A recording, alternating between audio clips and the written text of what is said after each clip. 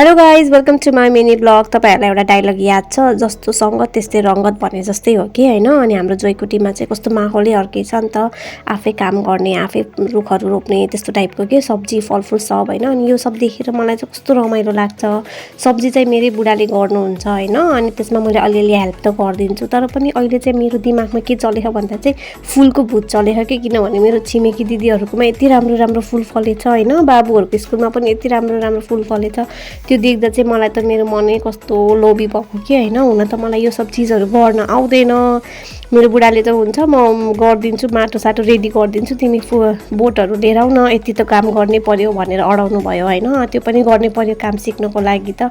म पनि हुन्छ भनेर बाबुहरूलाई स्कुल पुऱ्याइदिएँ। स्कुलबाट एउटा फुलको बेर्ना लिएर आएँ। अनि त्यसपछि फेरि दौड्दै त्यहाँ अगाडिको आमाको घरमा चाहिँ कति राम्रो गुलाबको फुल छ कि, त्यहाँबाट एउटा गुलाबको फुल पनि लिएर आएँ। अनि दिदीकोमा गएर दिदी मलाई फुलको बोटा दिनु न भनेर चाहिँ 2-3वटा लिएर आएँ। गमला धेरै थिएन, 5वटा मात्रै लिएर आइदिनु भएको थियो यो सिक्नको लागि तिमीले भनेर के होइन। अनि त्यसपछि मैले सबै रेडी गरेर तल पार्किङमा राखेँ। होप यो फुलहरू मजाले फुल्छ होइन। आज म यति खुसी छु कि। Thank you for watching my mini blog. मनपर्छ भने लाइक गरिदिनु होला।